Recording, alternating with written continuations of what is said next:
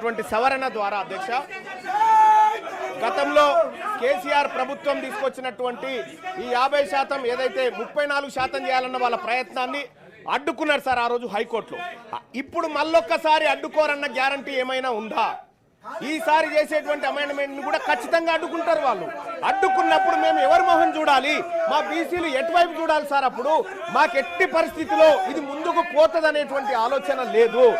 మీ కళ్ళ ముందున్నటువంటి అన్ని అంశాల్లో బీసీ డిక్లరేషన్ ని ఉన్నది ఉన్నట్టుగా ఈ 42% మీరు సాధ్యమైనంత వరకు మీ ప్రయత్నం చేస్తూనే మిగతా అంశాల మీద ఫోకస్ పెట్టాల్సిందిగా ఈ రాష్ట్ర ప్రభుత్వాన్ని కోరుతా ఉన్నాం సార్. అలాగే ఇదే బీసీలకు సంబంధించినటువంటి విషయంలో ముదిరాజులను అధ్యక్ష ఇదే కామారెడ్డి డిక్లరేషన్ లో మా ముదిరాజ్ సోదరులను జీఓఎంఎస్ నెంబర్ 19/2/2009 పునరుద్ధరణ చేస్తామని చెప్పి కాంగ్రెస్ పార్టీ హామీ ఇచ్చింది అధ్యక్ష.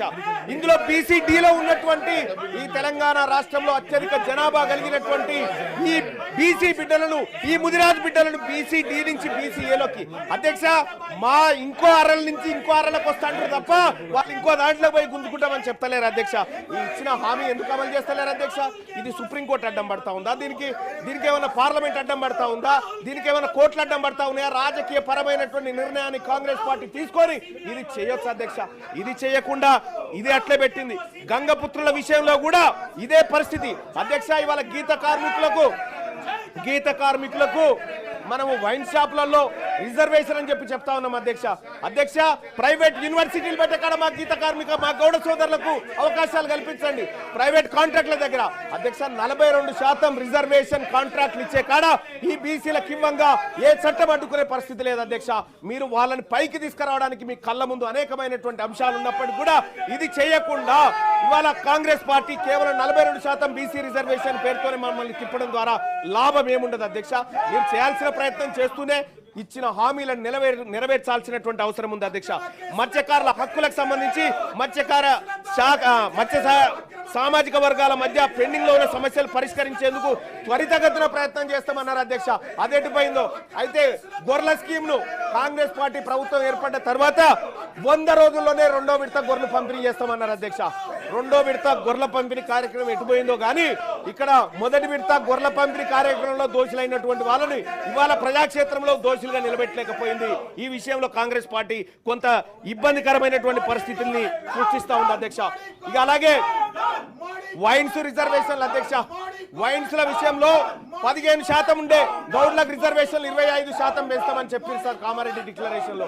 కానీ ఇప్పటి వరకు పెంచిన దాఖలాలు లేవు సార్. మొన్న ఏదో నోటిఫికేషన్ కూడా ఇచ్చినట్టు ఉన్నారు.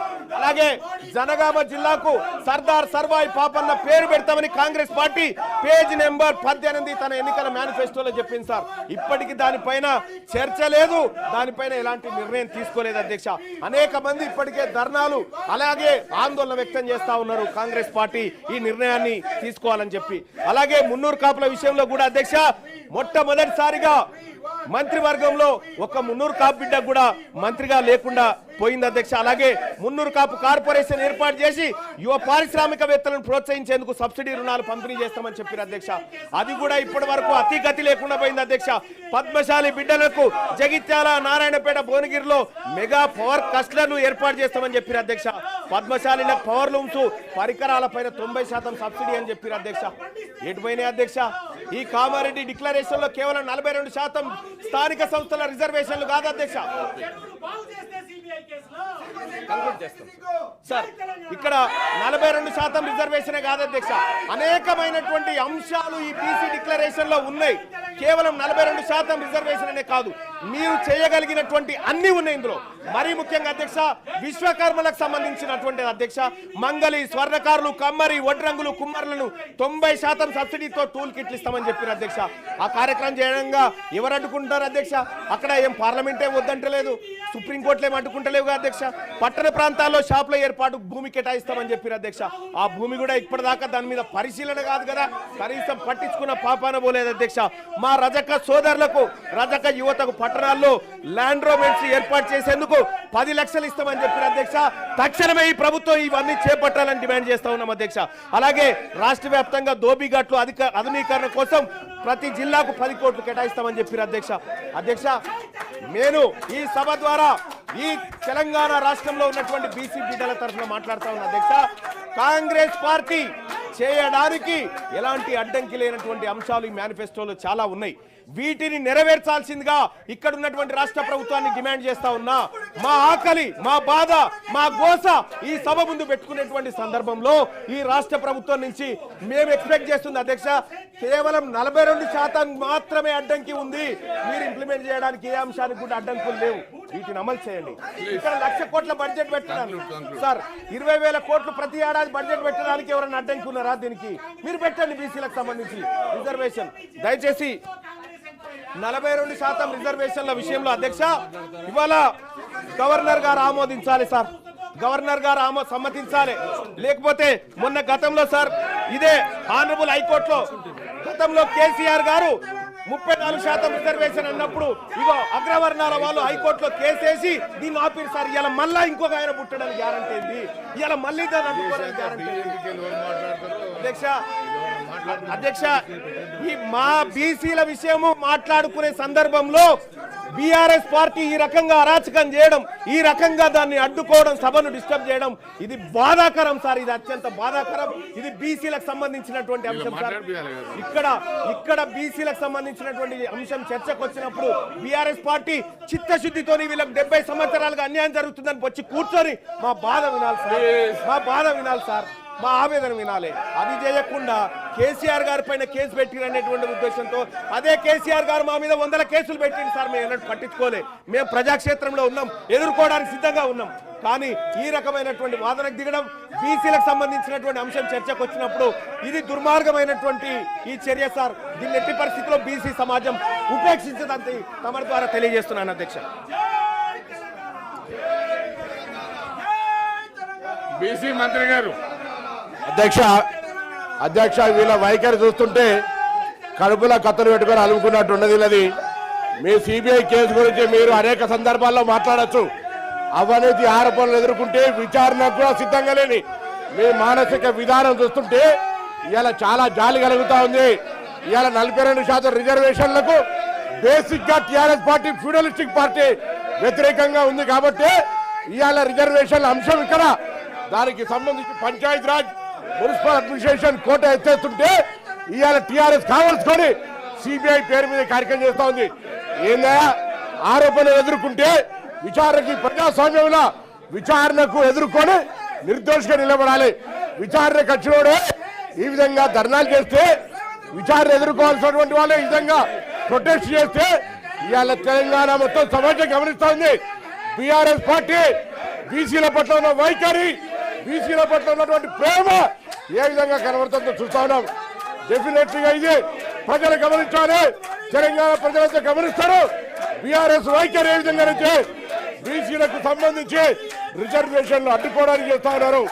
బీసీలకు సంబంధించి ఈరోజు జరుగుతున్నటువంటి పరిణామాల్లో తెలంగాణ ప్రభుత్వం ముఖ్యమంత్రి గారి నాయకత్వంలో అన్ని రకాల అంశాలు తీసుకొని పోతుంటే ఎందుకు జరుగుతోందని అడుగుతాను. ఏమైంది? కనీసం సిబిఐ విచారణకు ఎందుకు వ్యతిరేకిస్తా ఉన్నారు? సిబిఐ విచారణకు ఎందుకు వ్యతిరేకిస్తా ఉన్నారు? సిబిఐ విచారణకు ఎందుకు వ్యతిరేకిస్తా ఉన్నారో అడుగుతా ఉన్నా. ఇవాళ చర్చ ముందు 42% కానీ 42% కానివ్వండి. 42% పేరు మీద అడ్డుకునే కూడా జరుగుతోంది. కేసీఆర్ కుటుంబానికి సర్వేలో కూడా పాల్గొనలే. వీళ్ళు ఇష్టం లేదు, కడుపులో కత్తులు పెట్టుకొని అలుముకొని పంపుతా ఉన్నారు బీసీలను. ఇవాళ బీసీలకు అన్యాయం